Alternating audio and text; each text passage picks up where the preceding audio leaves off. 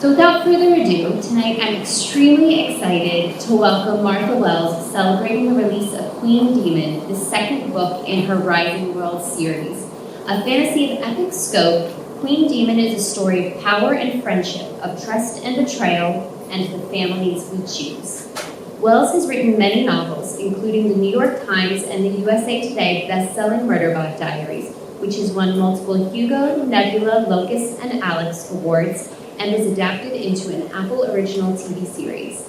Other titles include Witch King, City of Bones, The Wizard Hunters, Wheel of the Infinite, the Book of the Raksura series, and the Nebula-nominated The Death of the Necromancer, as well as YA fantasy novels, short stories, and nonfiction. Wells will be in conversation tonight with Dr. Leigha McReynolds. McReynolds teaches classes on eugenics, disability, and science fiction for the University of Maryland College Park.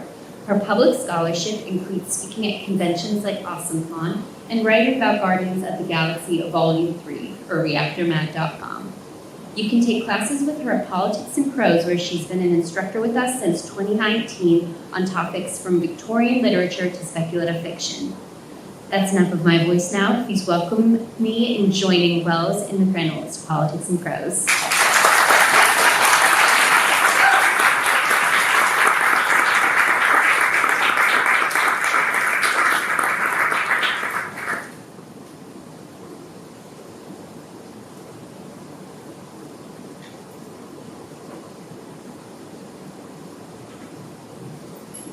On.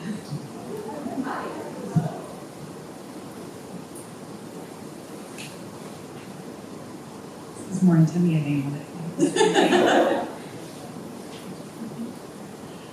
All right, so Martha and I were chatting about the conversation we were going to have, and I said to her that I'm actually not going to ask about Murderbot at all. So if that's what you came for, sorry. I just reread Witch King and I'm in love, so all over again. So that's where we are today.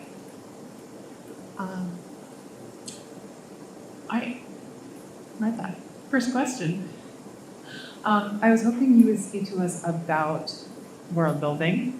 Feel free to take that wherever you'd like. But I think the Witch King series is such a rich, textured fantasy world. But I would love to hear about how you create a world like that. Also interested in what real-world cultures and places might have inspired the work.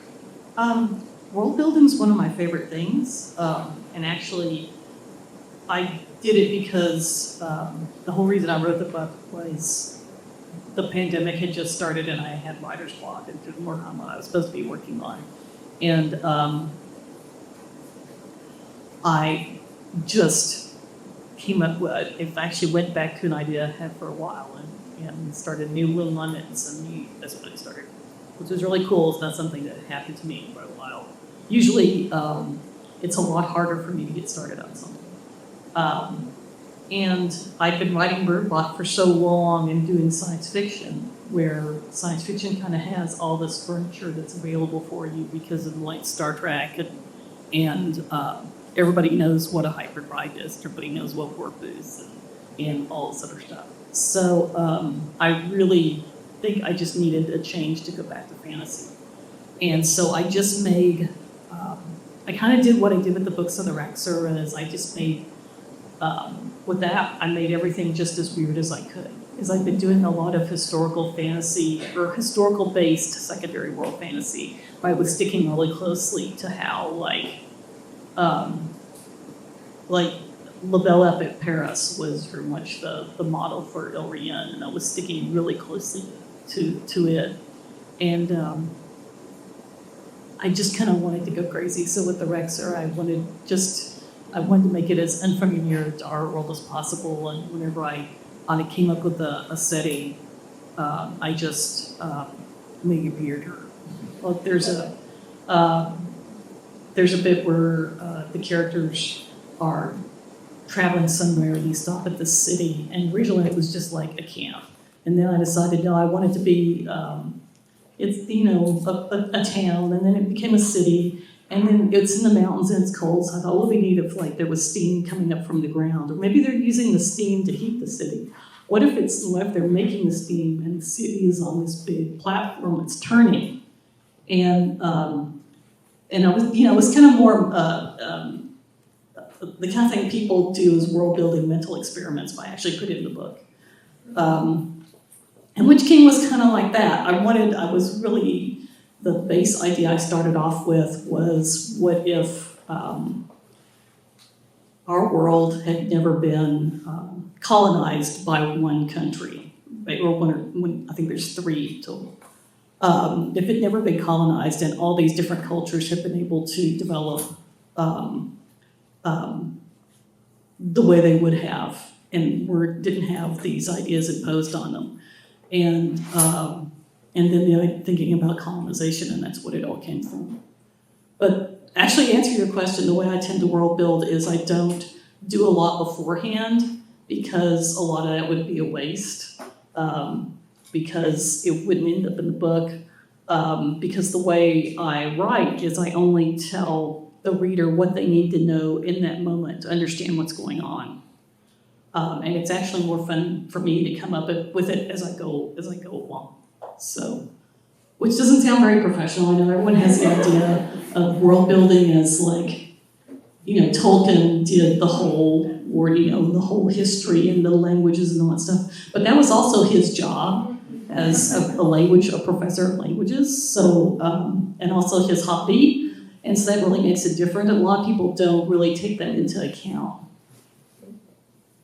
I think it's reassuring that we don't have to be like Tolkien to world build. Yeah. A lot of people think you do, and I talk to friends. One person asked me, when do I know when to stop world building?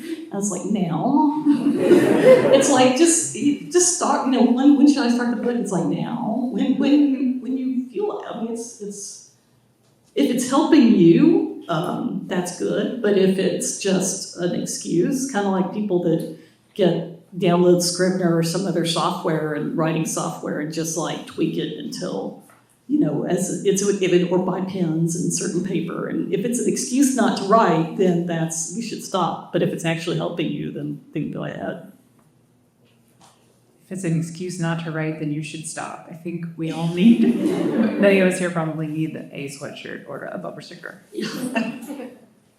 Okay, so actually, I love this idea of science fiction furniture. That's so perfect. It works in multiple ways. And it leads to the next question I wanted to ask you, which is a question about genre. As you mentioned already, you moved back to fantasy from science fiction, and you've done fantasy before that.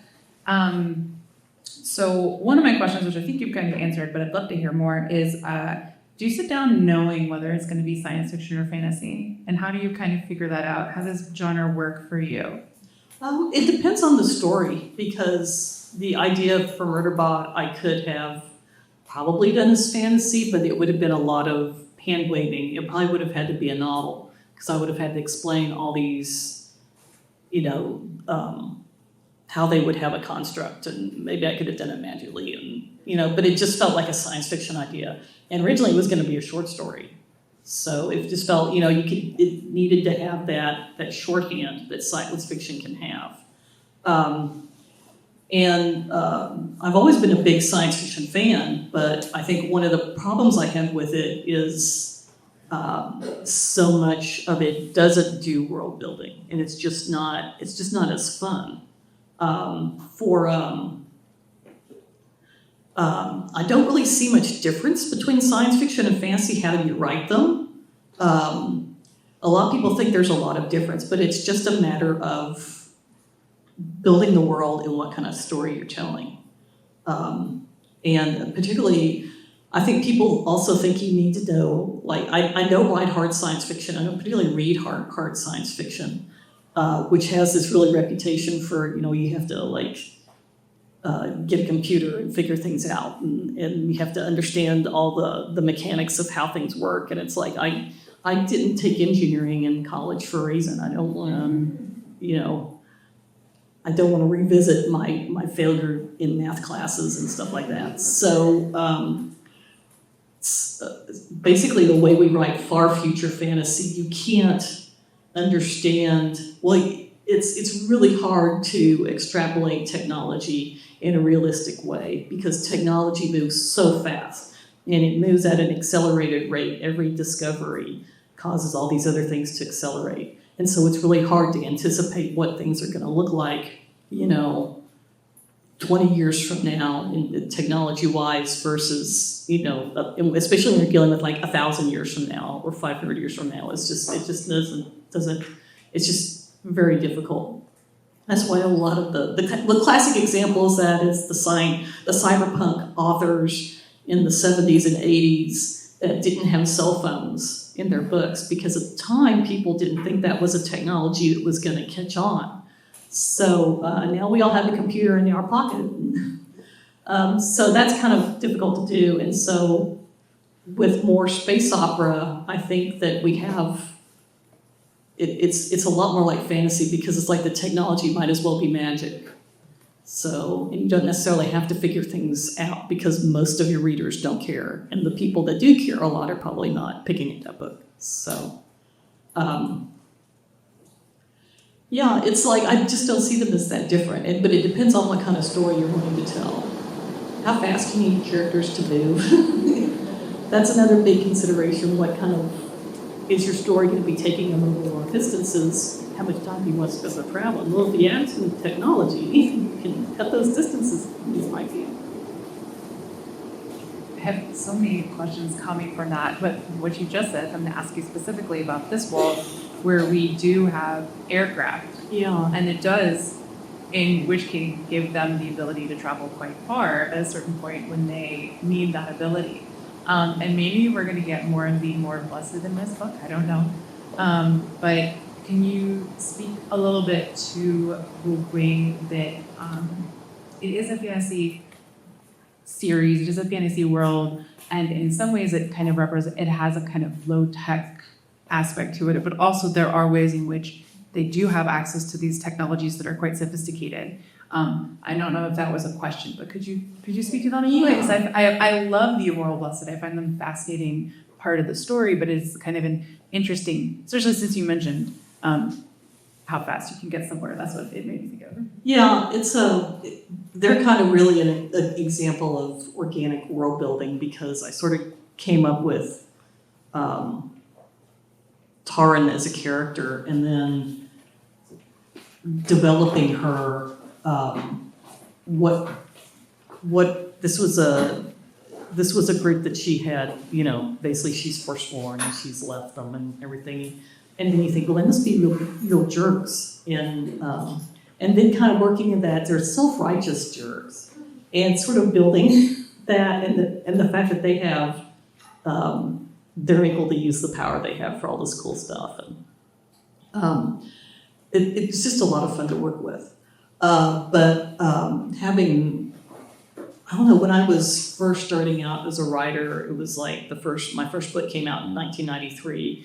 It felt like there was a lot of very strict categories, and fantasy couldn't have any kind of technology, even though technology also includes things like harnesses and saddles and mills and all this other kind of stuff that humans have in these time periods. And so playing with that, my first book was set in 17th century France, and one of the first things you encounter is a printing press. And just trying to sort of stay away from that faux medieval village that isn't very like the Middle Ages at all. There was kind of there was a lot of fantasy that wasn't like that, but that image kind of overshadowed everything.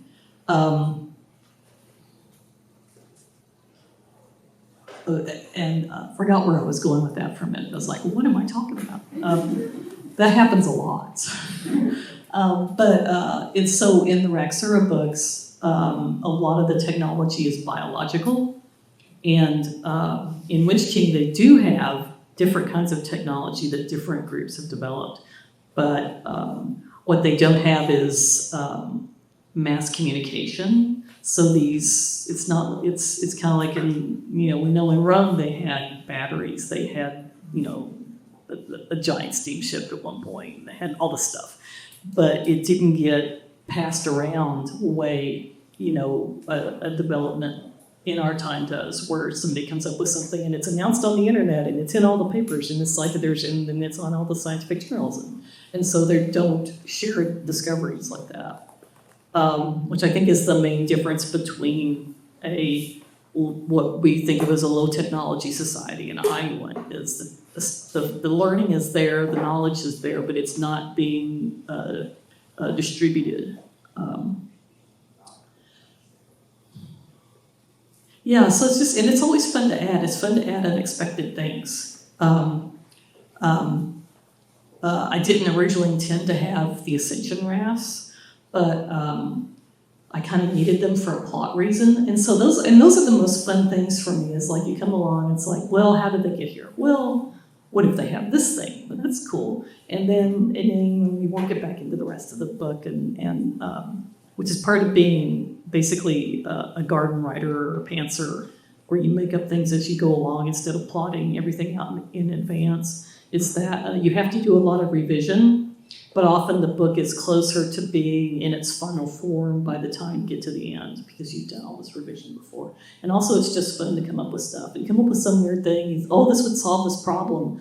Well, now I have to account for it in the whole rest of the series that they have this. But it takes you to different places, and it makes you think harder and work harder and come up with better things. Because there's a lot of times, in reading a book or watching a TV show, and you're just thinking to yourself, if they had sat down and thought for 5 minutes, they could have come up with something better. They came up with this and stopped when they should have said, but yeah, we can do it. And that's kind of what I've always thought about, pushing myself to come up with new things. I love that. It's a great segue also to another question I had, your comment about how you're reading it as you're going along and you're revising it and you're figuring it out as part of the process.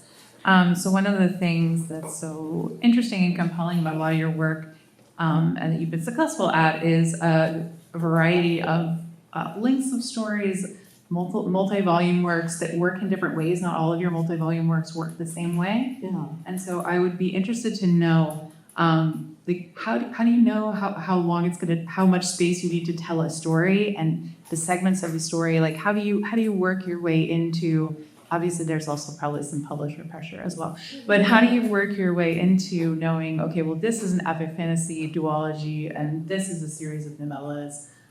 It'd be fascinating to hear about that. You don't always know. Again, I think that gets back to being someone who makes it up as I go along. When I first started out, it was very common to sell a trilogy. You would sell all 3 books as a trilogy. You would have a 3-book story, and then it might expand to a different trilogy, after that. And they were sold in groups. And later on, getting up in the 2000s, and we had the recession and all that kind of stuff, publishers stopped doing that except for authors that were really big, reliable sellers. You couldn't do that. Usually what they would do is either buy 1 book or 2 books.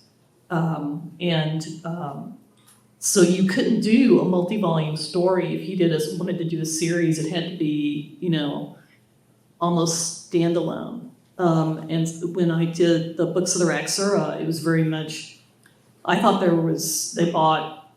it took 2 years to sell the Cloud Roads because nobody understood it. I was talking to my agent came to see me at Boston last night, and we were talking about, how stupid people are sometimes.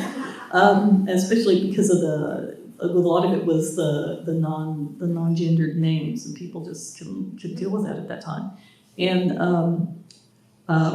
so the publisher bought 2 books that I'd already written by that point, and then the 3rd book, I didn't know if they were going to want to buy until the other 2 came out, and then so it was sort of adding a bit of time. The only 2 in that series that were written as 1 story was The Edge of Worlds and The Harbors of the Sun, because they'd done well enough by now that they were willing to buy those 2 together. And that's how it is for a lot of people. And so it's really depressing when you're online and people say, well, I never buy, the first book of a series until it's all finished. And you think, well, it's not going to be finished because if people don't buy it the publisher isn't going to buy anymore. And which is very unfair because I can only really think of two big fantasy authors who have not finished their series. And they're both male, and there's only two of them, and there's hundreds of current fantasy authors. And then, the women, it's like there's people who didn't finish their series because it died, but, or something happened to them. But, why are women being, particularly, women presenting authors being singled out saying, well, I'm not going to buy your series until it's all done. And it's like, I finished all the others, So, yeah, that's an issue. But so a lot of times what I'm not coming up with a multi-volume story. I've only done that maybe twice. What I'm coming up with is a standalone beginning that has a lot of potential to keep going. And actually, Witch King was going to be a standalone, and then I got to the end, and I had all these other ideas of where I wanted to go, things I wanted to do, and I was like, it's already I need to stop here, So sometimes you just, when you create these worlds and these characters, and you have to kind of think about what else would happen to them after that. And the more you think about it, the more you want to go writing. Well, the first time I read Witch King, I assumed it was a standalone novel, and when I finished it, I was like, oh, that was really good. Could have kept going, I would have still liked it, but that was really good. This time when I was reading it, I knew there was a second one, so I finished it, and I was very excited. That was very nice for me. One of the other kind of questions I wanted to ask you about storytelling, sorry guys, I'm really into storytelling and peach shape of shoulder, sure I can't help it, is about the kind of the structure of the story itself. So in Witch King, we move back and forth in time. And obviously, thematically, in terms of the way you're kind of setting up the kind of stories of rebellion and conspiracy, that dual timeline makes sense. So I was hoping you could speak to, again, how you kind of figure out how to tell the story, and then also if there's anything you feel like you want to say about Queen Demon, whether you have stuck with that narrative structure or whether you changed it, or kind of what your process was for the second volume. I did stick with that narrative structure. Well, let me get that in, but can I start rambling and forget to answer that part? But yeah, I did. That's the first time I've ever done anything like that. That was a longer than, just a flashback. And I didn't intend to do it at the beginning, and then I was just going to do that narrative, that present day narrative. And but I realized I needed to show the relationship with Bashasa a little bit. And I got the idea for the scene of Bashasa rescuing Kai from the cageling demon court, and started writing that. And then when I started that, explaining what that was and what was going on, and I realized that was doing a lot of heavy lifting, and it was starting to sound like one of those books with prologues where they tell you the whole history of the world, before you start, and you don't care at that point, so it's just kind of wasted on you. And I was like, I've got to do some more flashbacks. And so I went earlier and I did one, and I was like, okay, that helped, but we're still this is not working. And then I did another one, and it's like, okay, now we're going. And then I started writing that story of them escaping from the summer halls. And it was like, I really like this story, and I want to put it in this book. And so I was writing both the present and narrative and the past narrative at the same time. And so that's why it really, I would start work, when I got stuck on one, I would go to the other, which was really convenient, which you hate to be stuck as an author. And it would get me thinking again and get me moving again on both of them. So that's why they wove together so well. That's pretty much almost the order. Once I really started going with that, that's pretty much almost the order that the chapters were written in. So it was total. I was willing to do that because I think because of Murderbot, I'm in a position where the publisher is more willing to take a chance on a weird fantasy book for me, which is good because all my fantasy is a little bit weird. So I felt more confident doing it, and also, I wasn't worried about money and supporting, my half of the bills and things like that, which is another big consideration. You're a professional author, you don't have another job. I had another job for like most of my career because you need that support because you don't make very much money unless something crazy happens and people really like your little robot story.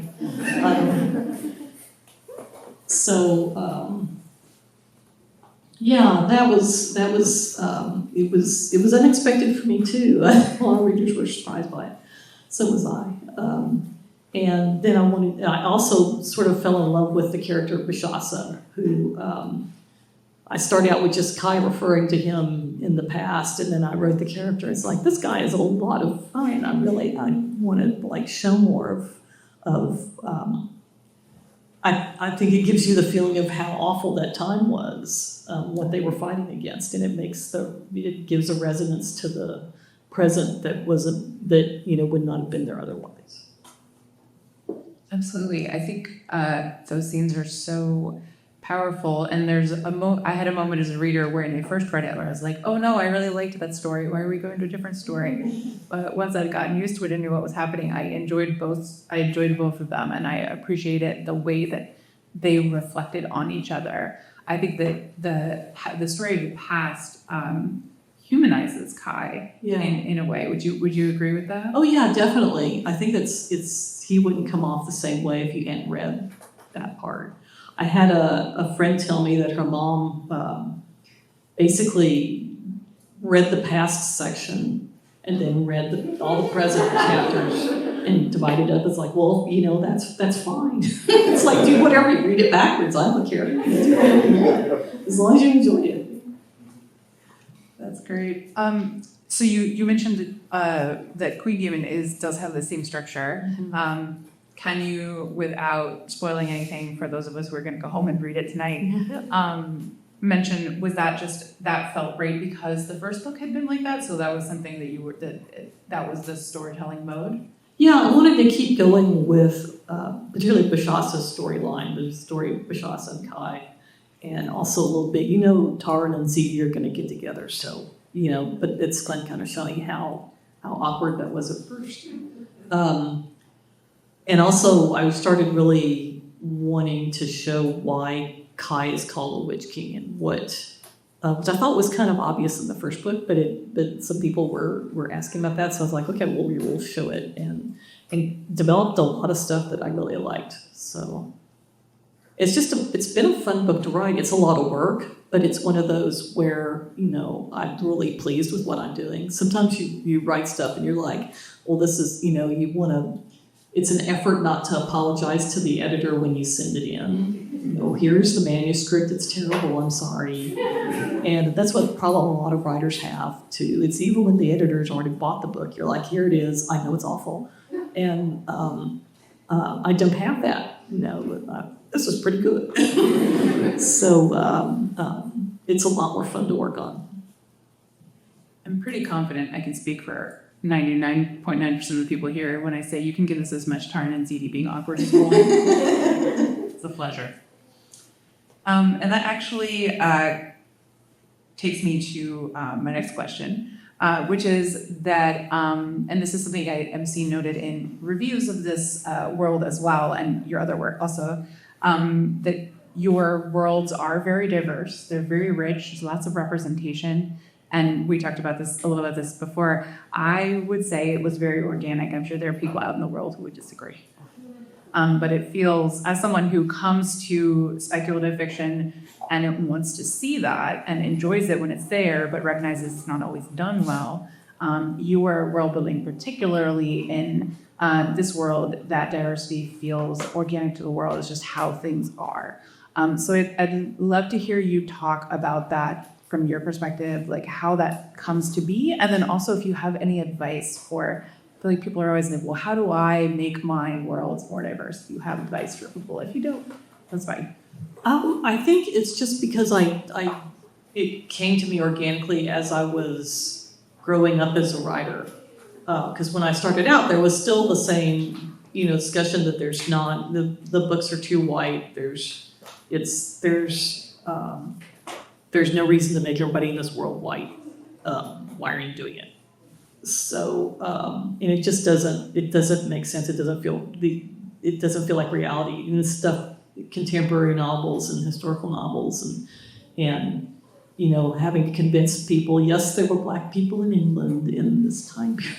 It's like people in the world moved around. There's a thing called the Roman Empire, and they got around quite a bit, and people traveled in the ancient world. So there's no reason, if you're basing your fantasy on our world in any way whatsoever, there's no reason to make it a monoculture.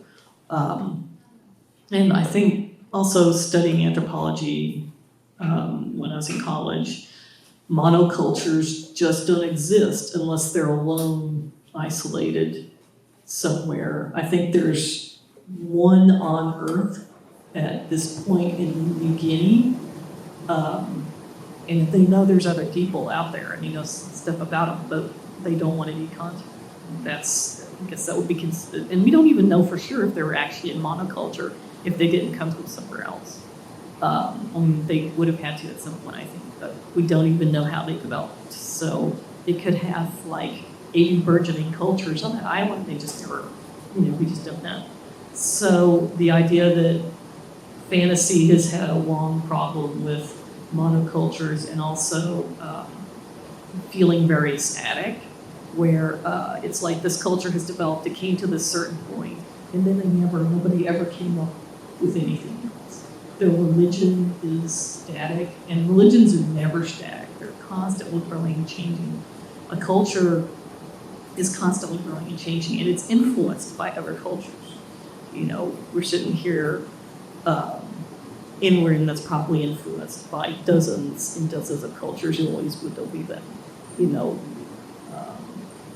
think about anymore because it's just so commodities. So one of the things I wanted to show was like the way the Hierarchy were influenced by Biennale. Biennale's idea of gender is completely different. And in the present sequences, you see that the Hierarchy have kind of risen on that a lot, and it's because of having a closer relationship than they had in the past. And I just wanted to show things like that, and I think that just wanting to do that also brought a lot of, I want this to be a world that shows, a lot of different cultures coming together to resist this invasion. And it's kind of just, I don't know, it just feels natural now, because after a point, I think once you start really thinking about the world and trying to make it's not really putting in diversity, it's making your world realistic, because that's the world we live in. And putting in people and the world as you see it. So it seems really, it's been 30 years in science fiction and fantasy, and it seems really weird now that people ever did that. It's just like, oh, well, have all white people in my fun medieval village, and it's like, that seems just weird now. And I think we were talking about this as the way science fiction and fantasy has changed so much. I mean, we still have so many problems and so much, racism and misogyny and homophobia and everything baked into it. But there's so many options now. There's so many other new voices, particularly international voices, and from all kind of different walks of life. And there's so much out there now that there wasn't before, that if you've been in it for 30 or 40 years, you're just like, oh, look at it, there's just a cornucopia of everything here, and it's great. But if you come to it new as a younger person, it's like, oh, we still have all this way to go. And both those things are right. It's just that it's hard to, I think it's hard for younger people to see the progress, which is totally relevant to what you asked me, I think. But I thought that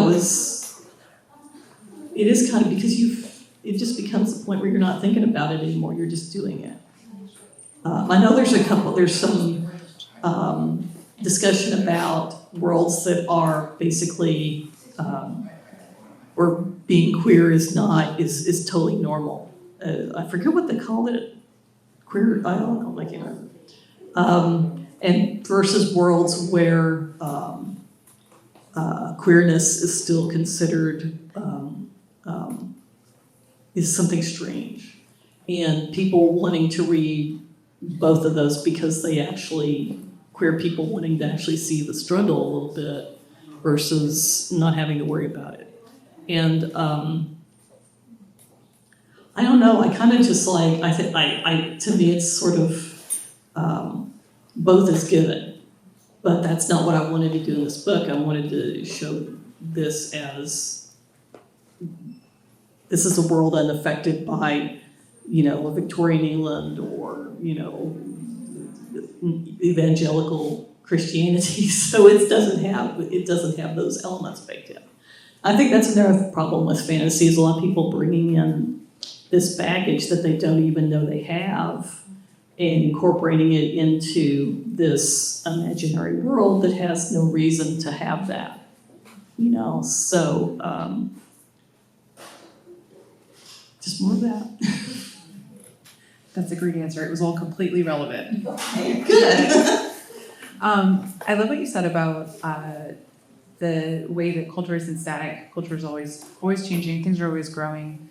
And that leads me to the question I wanted to ask you about Queen Demon, and how the world and the characters grow in this book. What is in the process of changing as we kind of keep moving through this world and keep getting to know them.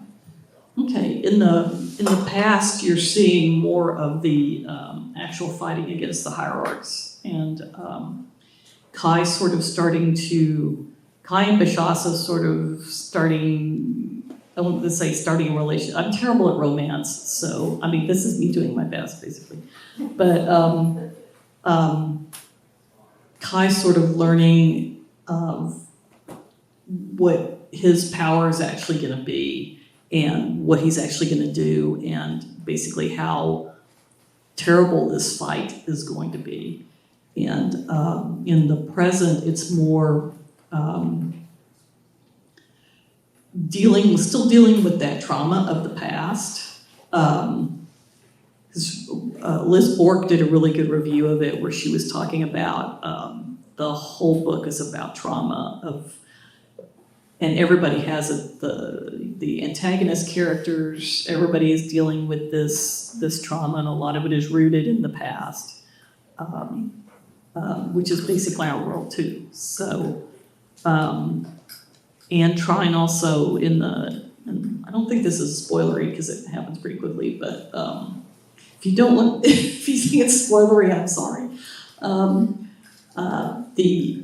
There's a hint in the end of Witch King that Dahin has found or is looking for the origin of the hierarchs. That they know they came from somewhere very, very, very far to the south, basically, and they were able to find when people who looked before were able to find where they came from, though they knew sort of in the region where it was. And one of the things they're going to have to do is go there and look for something that might still be up there. So it's very much bringing the past. They're still dealing with the repercussions of that invasion and the genocide and everything, and it's just going to be reverberate for a long time in their history. Right, and I think that break. Forgot to turn it back on.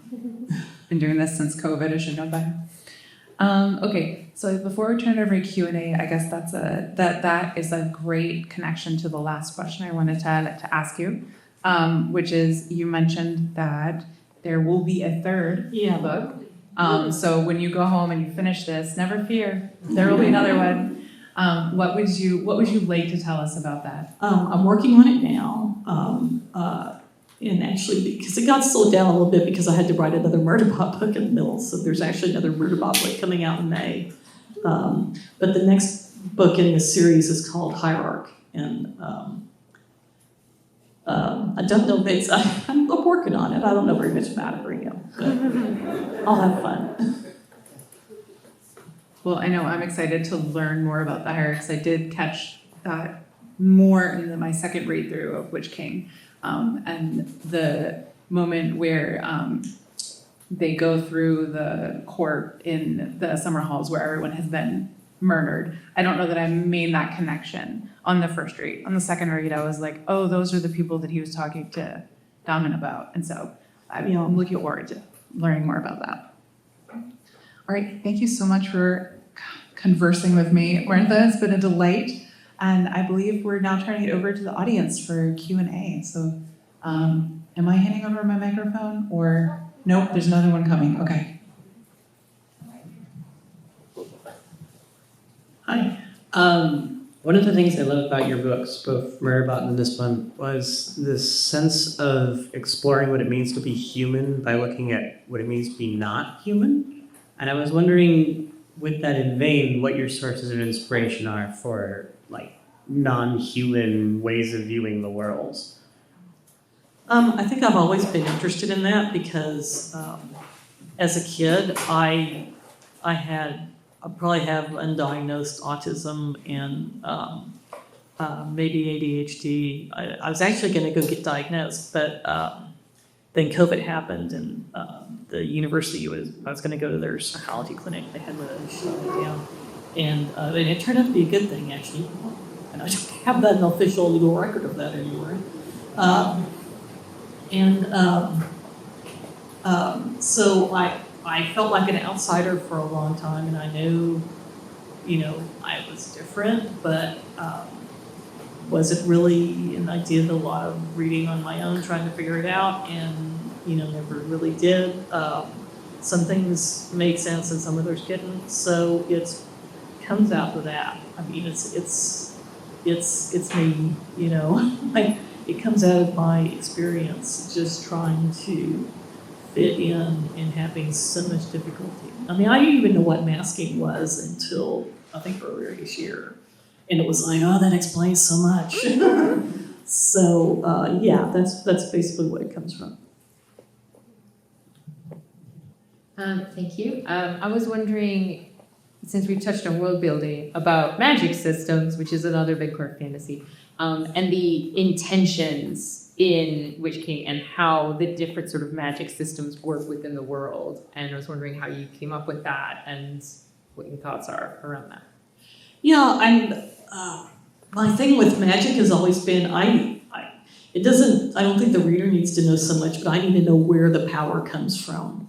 One of my favorite series is Rivers of London by Ben Aronovich, and where Peter, learns how to do magic and then, is really obsessed with trying to figure out how it fits into the laws of thermodynamics and everything. It's like, I'm not quite that bad, but I need to know where this came from. And so having the idea that power can be generated in different ways, and some are hard on the person, and some are easy, and some are not. And it's all in the way what you're willing to do to use that power. Are you willing to torture and murder people? Are you not willing to do that, but you're willing to hurt yourself? Is it something that you're basically born with, these connections to the spirits that underlie the world that you can use? So yeah, so that's and some of that was plot driven, and some again is like building it organically as I go along. Is thinking that would be really cool, and how are they making this work? Oh, they could do it like this. So yeah, but it all comes back to having Where does the power come from? So feel free to pick whichever one of these you like better. My two sides of a similar question. One is you mentioned starting to write in publishing your first novel in 1993, and that was about around the time I started reading fantasy. And I'm a little obsessed with like the overlooked history of women in fantasy and science fiction. So it would be like, who would you say is like an underappreciated person that people should be rediscovered, or even someone who's popular but not respected the way they should be for their influence in the field? And then, if you like this one better, you've written tie-in novels. Is there any media property that you'd like to take over, and what would you do if you were in charge of it? I'll do the first one because that's too long, I think. Also, working on the show thing, that's an awful lot of work. That's more work than doing a novel because you have to get like 100 people and you have jobs that depend on you, and you have to think of all that stuff. So I don't want to be a showrunner or anything like that. For underrepresented or undervalued women writers, there's a lot of them. Ziede and Tahren and Barbara Hambly are the first two that come to mind. Well, we were talking about Tananarive Due, but she just had, last year she had a book called The Reformatory come out. It's more in the horror vein than fantasy, but she's actually finally starting to get some recognition, that well-deserved recognition. Author people probably haven't. Phyllis Gottlieb, really, really excellent writer. I think I first found, and Phyllis Ancartre did a novel called The Idols of the Queen, which is a mystery novel about set in King Arthur's court in Arthurian legend, and it's really good. Phyllis Gottlieb did some fabulous science fiction, really early and very based around, like, one of them takes place, these characters get sent back into time to Russia in a small Jewish village where a pogrom is about to happen. And the characters, one of them is a brain in the jar, but when he was alive, he was Jewish. And two of them are alien sentient cats who used telepathy to communicate with the humans, and they were going to Earth. They'd been contacted by human space people and had been going to Earth, but they were sent back in time to this Jewish village. And it's a really cool story. It was really good. And there's three. It's a book with 3 novellas about those characters. So yeah, there's a lot out there. That's when, and I think Andrea Norton was one of the people I was probably writers I was most influenced by. And a lot of her work comes off now as kind of cliche, but that's because she was the first one to do a lot of those. Like, she has a book called Stargate that came out in the 60s, and she wrote I think it's in that book where the characters go into an alternate world where there are other versions of themselves that are evil, and one of them the evil guy has a beard and does it. And and some of it's just reading going, did they read this and copy it, or is it just like this is some sort of, uber myth in the human consciousness that keeps coming up? But yeah, that's probably enough. Hi, first of all, thanks for coming out all this way to talk to us. It's wonderful. I wanted to ask you about your relationship with allegory as a writer. I know sometimes when you're world building and you're making these amazing secondary worlds and you're like, this cool idea and that cool idea, and sometimes things can like bump up on real world issues. And if you ever notice that happen in your writing as an author, how do you respond to that? Do you lean into it? Do you see like, I'm not gonna worry about it, let people draw their own connections? What's that like? I think I don't think about it a lot, but sometimes it's really hard because when it's occupying your mind not to put that in there. I never think about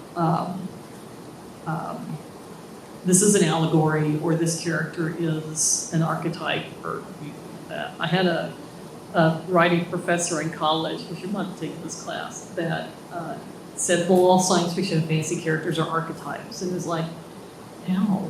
Which one is this one? You know, it's like, it didn't make a lot of sense. So I don't really just think about that, but sometimes it just comes up when you're writing about, you know, war and death and people trying to survive and stuff. It just comes out. We were talking in the Bring and Mary about not having a teaching moment about things and just letting them exist.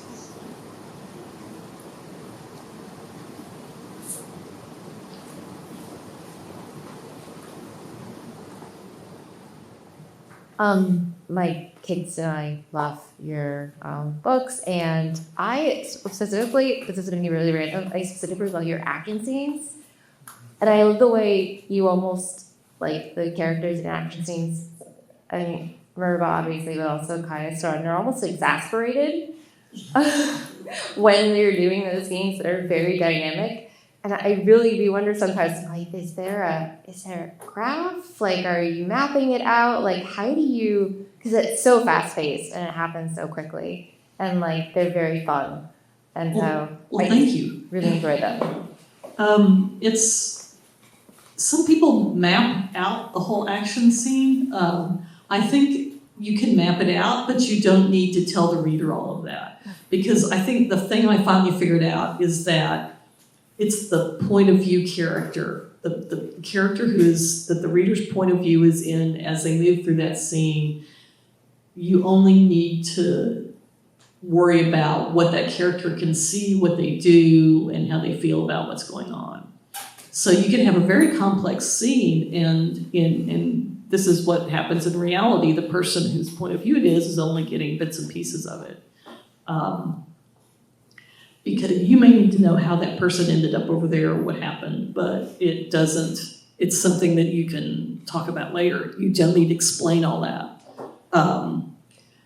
It's a very different way of looking at it than a movie or TV show would, because in that you're usually seeing the whole picture, and then you're seeing little, vignettes or whatever.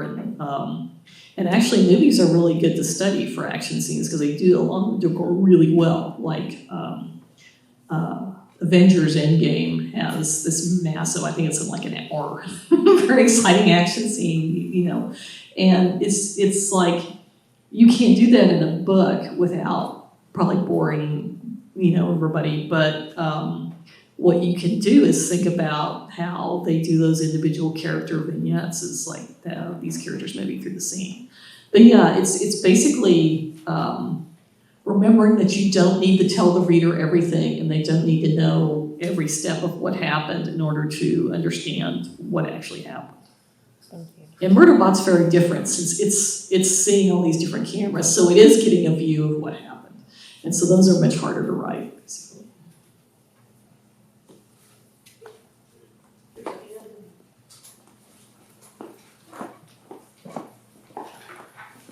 Thank you. So I was going to see me back here.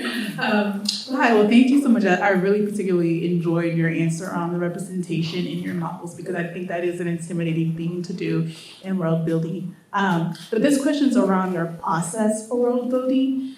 You talked about it being fun. That's part of why I love reading fantasy novels, is because you can make up the rules and get it as expansive as possible. And I think when it comes to like making it a world, it's taking the chaos and containing it.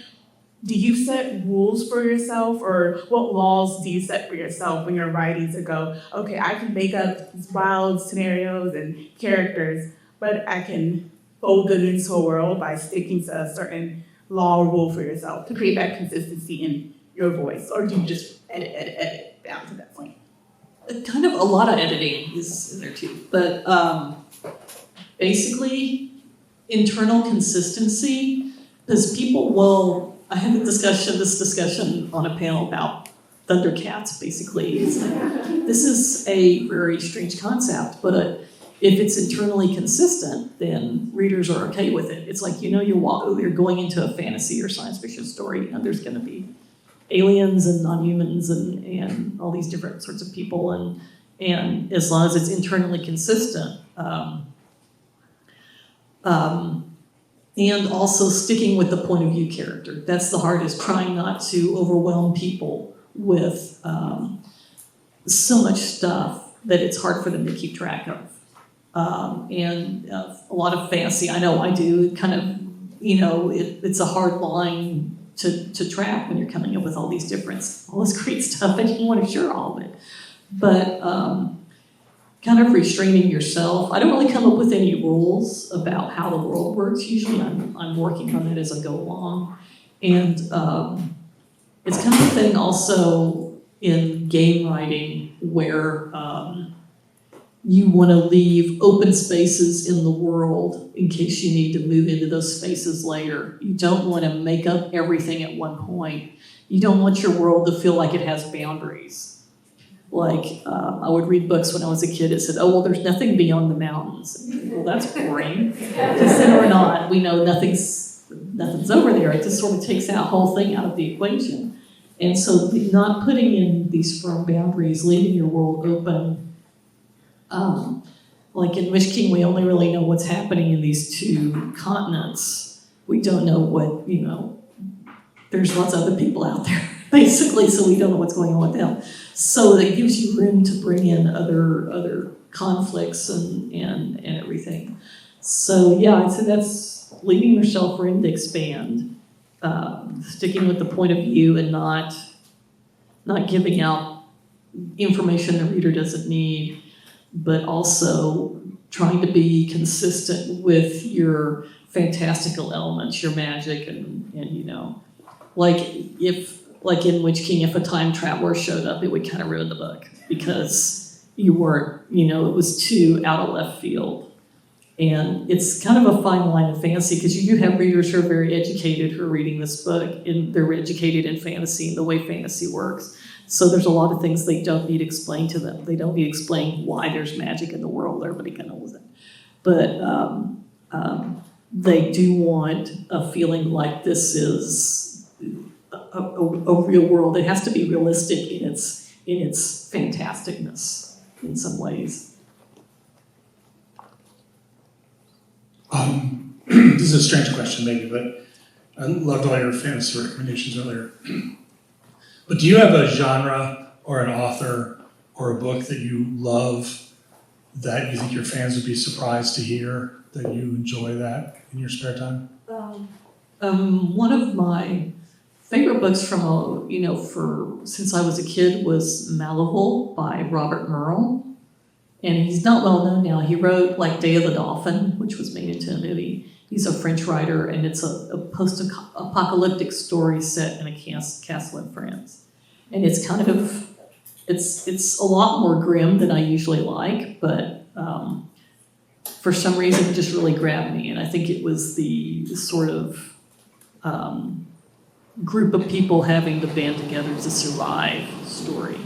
And I actually read it first as a Reader's Digest book that my parents had that basically cut out all the sex and all of that. I still liked it, and I found the actual book in the library, which is like much bigger. It's like, oh wow, all this stuff is in here. And the way they could change the Reader's Digest books was kind of strange. But yeah.